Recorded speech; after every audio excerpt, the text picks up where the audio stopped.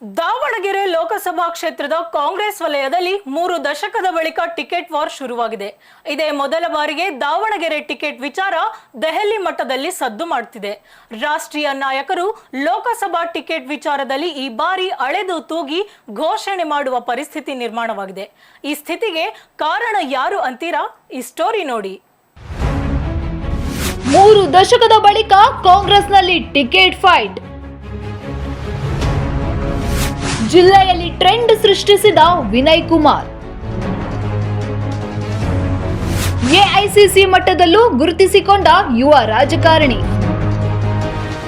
ಲೋಕಸಭಾ ಚುನಾವಣೆಗೆ ದಿನಗಣನೆ ಆರಂಭವಾಗಿದೆ. 2 ರಾಷ್ಟ್ರೀಯ ಪಕ್ಷಗಳು ಅಭ್ಯರ್ಥಿಗಳ ಮಾರ್ಕ್ಸ್ ಕಾರ್ಡ್ ಪ್ರೊಫೈಲ್ ವೆರಿಫಿಕೇಶನ್ ನಡೆಸುತ್ತಿವೆ. ಹೈಕಮಾಂಡ್ ಮಟ್ಟದ ಚುನಾವಣಾ ಸಮಿತಿಗಳು ಈಗಾಗಲೇ ಜಿಲ್ಲೆಗಳಿಗೆ ಭೇಟಿ ನೀಡಿ ಆಕಾಂಕ್ಷಿತರ ಪಟ್ಟಿ, ಕಾರ್ಯಕರ್ತರ ಮತದಾರರ ಒಲವು ಯಾರ ಕಡೆ ಅನ್ನೋ ಅಂಶಗಳನ್ನು ಪಟ್ಟಿ ಮಾಡಿಕೊಂಡು ದೆಹಲಿಯಲ್ಲಿ ಸುದೀರ್ಘ ಸಭೆ ನಡೆಸುತ್ತವೆ. ದಾವಣಗೆರೆ ಲೋಕಸಭಾ ಟಿಕೆಟ್ಗೆ ಸಂಬಂಧಿಸಿದಂತೆ ಕಾಂಗ್ರೆಸ್ ಹೈಕಮಾಂಡ್ಗೆ 29 ವರ್ಷಗಳಿಂದ ಅಷ್ಟು ಟೆನ್ಷನ್ ಇರಲಿಲ್ಲ. ಆದರೆ ಈ ಬಾರಿ ದಾವಣಗೆರೆ ಟಿಕೆಟ್ ಘೋಷಣೆ ಅಷ್ಟು ಸುಲಭವಿಲ್ಲ. ಶಾಮನೂರು ಫ್ಯಾಮಿಲಿಯ ಜೊತೆಗೆ ಯುವ ರಾಜಕಾರಣಿ ಜಿಬಿ ವಿನಯ್ ಕುಮಾರ್ ಕೂಡ ಅಷ್ಟೇ ಪ್ರಬಲವಾಗಿ ಟಿಕೆಟ್ಗಾಗಿ ಫೈಟ್ ನಡೆಸುತ್ತಿದ್ದಾರೆ. ದಾವಣಗೆರೆ ಲೋಕಸಭಾ ಕ್ಷೇತ್ರದಲ್ಲಿ 3 ದಶಕದಿಂದ ಇಲ್ಲದ ಟಿಕೆಟ್ ಫೈಟ್ ಈ ಬಾರಿ ನಿರ್ಮಾಣವಾಗಿದೆ. ವಿನಯ್ ಕುಮಾರ್ ಅಲ್ಪ ಸಮಯದಲ್ಲಿಯೇ ಜಿಲ್ಲೆಯಲ್ಲಿ ಟ್ರೆಂಡ್ ಸೆಟ್ ಮಾಡಿಕೊಂಡಿದ್ದಾರೆ. ಟಿಕೆಟಿಗೆ ನನ್ನ ಪ್ರಯತ್ನ ತುಂಬ ಅದ್ಭುತವಾಗಿ, ಪ್ರಾಮಾಣಿಕವಾಗಿ, ಸತತವಾಗಿ, ನಿರಂತರವಾಗಿ ನಡೀತಾ ಇದೆ. ಅದು ತುಂಬ ಎಫೆಕ್ಟಿವ್ ಆಗಿ, ಪರಿಣಾಮಕಾರಿಯಾದಂಥ ತಂತ್ರಗಾರಿಕೆ ನಾನು ಮಾಡಿದ್ದೀನಿ. ಟಿಕೆಟ್ ಸಿಗುತ್ತೆ ಅನ್ನೋ ವಿಶ್ವಾಸ ನನಗಿದೆ. ಯಾರ್ಯಾರು ಟಿಕೆಟ್ ಕೊಡೋ ಒಂದು ಡಿಸಿಷನ್ ಮೇಕಿಂಗಲ್ಲಿ ಕೀ ರೋಲ್ ಪ್ಲೇ ಮಾಡ್ತಾರಲ್ಲ ಅಂಥವ್ರನ್ನೆಲ್ಲರನ್ನು ಮೀಟ್ ಮಾಡಿದ್ದೀನಿ.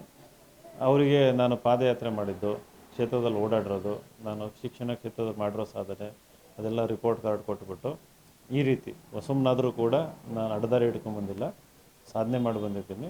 ಜನಗಳು ವಿಶ್ವಾಸ ಪ್ರೀತಿ ಗಳಿಸಿ ಬಂದಿದ್ದೀನಿ. ಮತ್ತು ಅಲ್ಲಿ ಸರ್ವೆಗಳು ಕೂಡ ಹಂಗೆ ಹೇಳಿರೋದು, ಅದನ್ನೆಲ್ಲ ಅವ್ರಿಗೆ ಮನದಟ್ಟು ಮಾಡಿದ್ದೀನಿ. ಕಾದು ನೋಡಬೇಕು. ದಾವಣಗೆರೆ ಲೋಕಸಭಾ ಕ್ಷೇತ್ರದಲ್ಲಿ ವಿನಯ ನಡಿಗೆ ಹಳ್ಳಿಯ ಕಡೆಗೆ ಪಾದಯಾತ್ರೆ ಬಳಿಕ ಟಿಕೆಟ್ಗಾಗಿ ವಿನಯ್ ಕುಮಾರ್ ಹೈಕಮಾಂಡ್ ಅಂಗಳ ತಲುಪಿದ್ದಾರೆ. ದೆಹಲಿಗೆ ತೆರಳಿ ಎಐಸಿಸಿ ಅಧ್ಯಕ್ಷ ಮಲ್ಲಿಕಾರ್ಜುನ್ ಖರ್ಗೆ, ರಾಜ್ಯ ಉಸ್ತುವಾರಿ ರಣದೀಪ್ ಸುರ್ಜೇವಾಲಾ ಮತ್ತು ಇತರ ನಾಯಕರನ್ನ ಭೇಟಿಯಾಗಿ ಟಿಕೆಟ್ ಕೇಳಿದ್ದಾರೆ. ಅಲ್ಲದೆ ಮುಖ್ಯಮಂತ್ರಿ ಸಿದ್ದರಾಮಯ್ಯ ಅವರ ಬಳಿ ಟಿಕೆಟ್ ವಿಚಾರ ಮುಂದಿಟ್ಟಿರೋ ವಿನಯ್, ಇದುವರೆಗೂ ತಾವು ಜಿಲ್ಲೆಯಲ್ಲಿ ಮಾಡಿರೋ ಸಂಘಟನೆ, ಪಾದಯಾತ್ರೆ, ಚುನಾವಣಾ ತಯಾರಿ ಬಗ್ಗೆ ವರದಿ ಮಂಡಿಸಿದ್ದಾರೆ. ಇದೇ ವರದಿಯನ್ನ ಹೈಕಮಾಂಡ್ನ ನಾಯಕರಿಗೂ ಮುಟ್ಟಿಸಿ ತಾವು ಜಿಲ್ಲೆಯಲ್ಲಿ ಎಷ್ಟು ಪ್ರಬಲ ಆಕಾಂಕ್ಷಿ ಅನ್ನೋದನ್ನ ಮನದಟ್ಟು ಮಾಡಿಕೊಟ್ಟಿದ್ದಾರೆ. ದೆಹಲಿಯಿಂದ ವಾಪಸ್ ಬಂದ ವಿನಯ್ ಕುಮಾರ್ ಅದೇ ಜೋಶ್ನಲ್ಲಿ ತಾಲೂಕು ಮಟ್ಟದಲ್ಲಿ ಕಾರ್ಯಕರ್ತರ, ಅಭಿಮಾನಿಗಳ ಸಭೆ ನಡೆಸುತ್ತಿದ್ದಾರೆ. ಜಗಳೂರು, ಹರಪನಹಳ್ಳಿ, ಹರಿಹರ ತಾಲೂಕುಗಳಲ್ಲಿ ಸಭೆ ನಡೆಸಿ ಚುನಾವಣಾ ತಯಾರಿ ಮಾಡಿಕೊಳ್ಳುತ್ತಿದ್ದಾರೆ. ಇಲ್ಲ, ಡೆಲ್ಲಿಯಿಂದ ಬಂದಮೇಲೆ ಕಾನ್ಫಿಡೆನ್ಸ್ ಜಾಸ್ತಿ ಇದೆ, ಟಿಕೆಟ್ ಸಿಗುತ್ತೆ ಅಂತಂದು. ಯಾಕಂದರೆ ಆ ರೀತಿ ಒಳ್ಳೆ ರೆಸ್ಪಾನ್ಸ್ ಸಿಕ್ಕಿದೆ. ಹಾಗಾಗಿ ಇಲ್ಲಿ ಕಾರ್ಯಕರ್ತರಿಗೆ ಮೋಟಿವೇಟ್ ಮಾಡಬೇಕಲ್ಲ. ಯಾಕಂದರೆ ಎಲ್ಲರಿಗೂ ಗೊಂದಲ ಇರ್ತದೆ, ಇವರು ಟಿಕೆಟ್ ಸಿಗುತ್ತೋ ಇಲ್ಲೋ ಅಂತಂದು. ಯಾರು ನಂಬಕ್ಕೆ ಇಷ್ಟಪಡಲ್ಲ, ಹೊಸಬರಿಗೆ ಇಷ್ಟು ಬೇಗ ಅವಕಾಶ ಸಿಕ್ಬಿಡುತ್ತೆ ಅಂತಂದು. ಸೊ ಅವರಿಗೆ ಒಂದು ಮೋಟಿವೇಟ್ ಮಾಡಿ ಸಂಘಟನೆ ಮಾಡೋಣ. ಜೊತೆಗೆ ಹೇಳಿದ್ದೀನಿ, ಕೊನೆ ಮೂಮೆಂಟಲ್ಲಿ ಏನಾರ ಆಗ್ಬೋದು, ನನಗರ ಆಗಲಿ ಇನ್ನೊಬ್ಬರಿಗರಾಗಲಿ ಕಾಂಗ್ರೆಸ್ನ ಗೆಲ್ಸ್ ಕಳಿಸ್ಬೇಕು ಅಂತಂದು ಒಂದು ಮೀಟಿಂಗ್ ಮಾಡಿದ್ದೀನಿ.